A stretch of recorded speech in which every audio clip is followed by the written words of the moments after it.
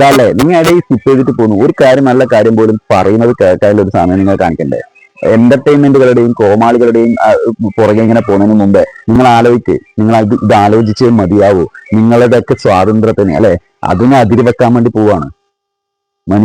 മനുഷ്യന്റെ സ്വാതന്ത്ര്യത്തിന്, അതായത് മനുഷ്യന് വിവരങ്ങൾ അറിയാനുള്ള അവന്റെ സ്വാതന്ത്ര്യത്തിന് എതിര് നിൽക്കാൻ വേണ്ടി പോവാണ്. വിവരാവകാശം എടുത്തു കളയാൻ വേണ്ടി പോവാണ്. വിവരാവകാശത്തിന് എതിര് നിൽക്കാനുള്ള, വിവരാവകാശം എടുത്തു കളയാനുള്ള പുതിയ തന്ത്രങ്ങളുമായിട്ടാണ് ഇവിടെ പോകുന്നത്. വ്യക്തികൾക്ക് സ്വാതന്ത്ര്യം ഉണ്ടായിക്കോട്ടെ, പക്ഷെ വ്യക്തികൾക്ക് സ്വാതന്ത്ര്യം ഉണ്ടാവുമ്പോൾ അറിയാനുള്ള സ്വാതന്ത്ര്യം അത് മനുഷ്യന്റെ അവകാശമാണ്. അഴിമതികളെ കുറക്കും.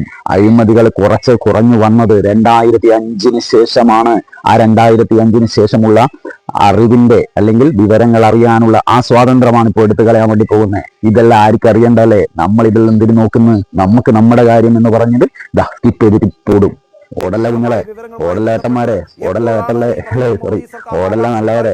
ഇങ്ങനെല്ലാം പോകുമ്പോൾ നമ്മൾ ചിന്തിക്കണം, നമ്മുടെ വിവരങ്ങൾ അറിയാനുള്ള സ്വാതന്ത്ര്യത്തെയാണ് ഇവിടെ ഹനിക്കാൻ വേണ്ടി പോകുന്നത്. സ്വന്തം ആസനത്തിൽ പ്രശ്നങ്ങൾ വരുമ്പോൾ അവർക്ക് ആർട്ടിയും വേണ്ട, വിവരാവകാശം വേണ്ട, ഒന്നും വേണ്ട. നേരെ വ്യക്തി സ്വാതന്ത്ര്യത്തിനാണ് ഇവർക്ക് എന്തോ കഷ്ടം തന്നെ.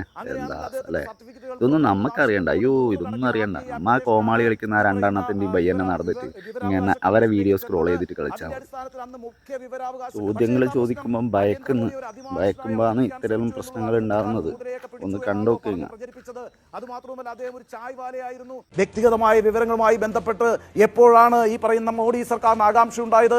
നമുക്കറിയാമല്ലോ, നരേന്ദ്രമോദിയുടെ വ്യക്തിപരമായ വിവരങ്ങൾ ആവശ്യപ്പെട്ടുകൊണ്ട് ഒരുപാട് RTI ആപ്ലിക്കേഷനുകൾ പോയിട്ടുണ്ട്. 1978 ഡൽഹി സർവകലാശാലയിൽ നിന്ന് അദ്ദേഹം ബിരുദം നേടി എന്നാണല്ലോ പറയുന്നത്. പിന്നീട് ഗുജറാത്ത് സർവകലാശാലയിൽ നിന്ന് MA ബിരുദം നേടി എന്നും മോഡി അവകാശപ്പെടുന്നുണ്ട്. അങ്ങനെയാണെങ്കിൽ അദ്ദേഹത്തിന്റെ സർട്ടിഫിക്കറ്റുകൾ പുറത്തുവിടണമെന്ന് ആവശ്യപ്പെട്ടുകൊണ്ട് 100 കണക്കിന് RTI ആപ്ലിക്കേഷനാണ് ഈ പറയുന്ന വിവരാവകാശ കമ്മീഷനിലേക്ക് ചെന്നത്.